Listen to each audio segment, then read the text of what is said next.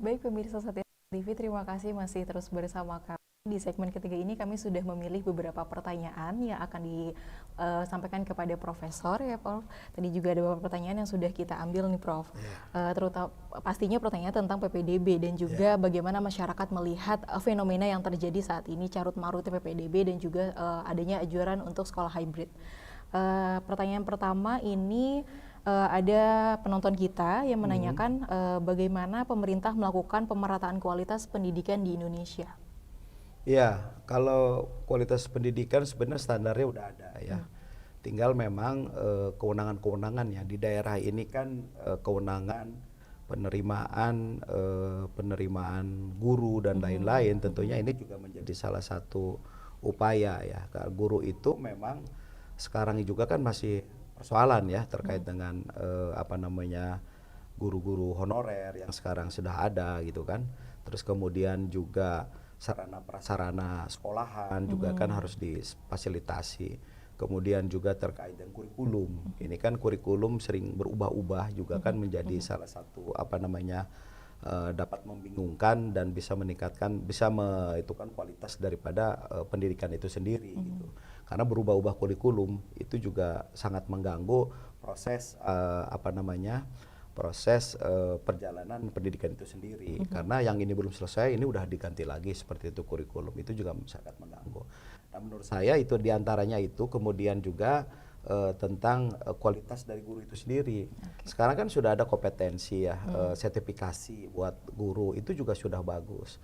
Tapi sejauh mana guru itu sekarang malah guru itu dituntut untuk lebih giat saya lihat kan, untuk bikin laporan dan lain-lain.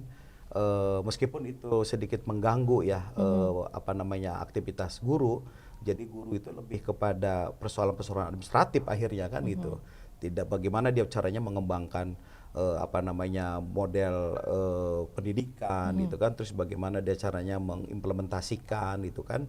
Dan kemudian terkait juga kesejahteraan. Kesejahteraan guru, kalau sepanjang gurunya itu tidak sejahtera ya agak repot juga mau meningkatkan kualitas pendidikan yang baik. Artinya memang kalau guru itu konsen serius mendidik siswa itu saya pikir dia tidak mikirkan yang lain-lain. Cukup dia menjadi guru, bagaimana dia membuat pendidikan yang sudah ada ini dikemas sesuai dengan kemampuannya tentunya. Insya Allah pemerataan pendidikan ini akan ya terutama di daerah-daerah.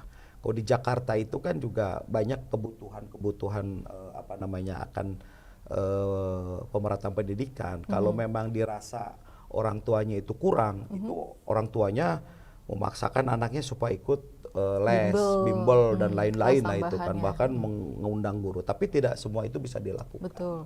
Dan memang standarnya memang harus dilakukan atau dibuat secara baik menurut saya. Oke, kita masuk ke pertanyaan kedua ya Pak.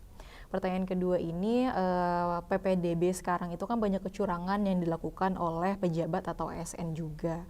Perlu sanksi tegas nggak sih? Seperti apa nih Prof kalau sanksinya yang bisa diberikan kepada oknum-oknum yang curang ini? Kalau itu dirasa curang ya, ya harus kasih sanksi, kasih tegas itu. Jangan sampai orang tua yang memindahkan kakaknya dikejar-kejar gitu kan, itu juga tidak fair menurut saya. Kalau memang ASN itu dirasa dia melanggar, ya saya pikir atasannya atau pimpinan daerah punya kewenangan untuk memberikan sanksi ya, baik itu sanksi administratif atau sanksi apa yang memang setimpal dengan perbuatannya ya, seperti itu. Oke, masuk ke pertanyaan ketiga nih Pak. Kembali ke tema tentang ide sekolah hybrid, bagaimana menurut Bapak? Ya, seperti yang saya sampaikan di awal, untuk hybrid system ini memang agak berat dilakukan di daerah. Ya, agak berat dilakukan di daerah. Karena apa? Karena itu menggunakan anggaran yang mahal. Karena tidak semua sekolah juga difasilitasi oleh itu. Terkait dengan sarana prasarana, kalau hybrid system kan berarti kan dia separuh di rumah, separuh di sekolah. Nah di sekolah itu dia harus memiliki sarana dan prasarana. Terus jaringan internetnya juga harus terpenuhi segala macam. Dulu saja yang sistem online yang kita lakukan pada saat ada pandemi COVID itu kan sejauh mana proses pendistribusian pulsa itu Iya, juga betul. persoalan gitu kan gitu. Nah, ketika mereka hybrid ini, apakah pulsanya di cover atau diberikan oleh pemerintah? Nah, ini juga persoalan juga gitu kan gitu loh. Nah, makanya kalau menurut saya kalau hybrid system itu agak berat ya dilakukan di daerah-daerah karena apa? Karena tidak apa namanya sarana prasarananya belum memenuhi. Kecuali mungkin sarana prasarana setiap kelas sudah ada kamera, untuk meskipun itu kan banyak tuh yang menjual produk-produk cuman pakai webcam Iya, gitu iya. kan segala macam itu kan banyak inovasi-inovasi. Justru menurut saya banyak kreatifnya itu pada saat pandemi ya. Kita juga ngajar juga menggunakan sistem seperti itu gitu kan. Jadi sebenarnya itu kalau itu terpenuhi kualitas apa namanya terus kemudian sarana prasarananya sudah ada, terus murid-murid juga siswa-siswa sudah di rumahnya sudah bisa tercover oleh itu ya monggo saja gitu loh. Oke. Sepanjang tidak ada atau masih coba-coba ya mendingan jangan lah. Karena itu akan menimbulkan persoalan lagi nantinya seperti itu. Jadi apa namanya menyelesaikan masalah dengan masalah baru nantinya kan seperti itu. Ini ada 2 pertanyaan tambahan nih Pak, ternyata dari penonton kita lumayan banyak sekali nih ternyata yang tertarik dengan pembahasan ini. Kalau tadi kan kita membahas tentang sekolah hybrid itu mungkin masih dirasa kurang untuk menjadi solusi, malah dianggap sebagai permasalahan baru nantinya. Tapi ada nggak sih Pak kelebihannya sekolah hybrid nih? Karena kan dilihat mungkin anak nantinya akan jauh lebih banyak menghabiskan waktunya di rumah gitu.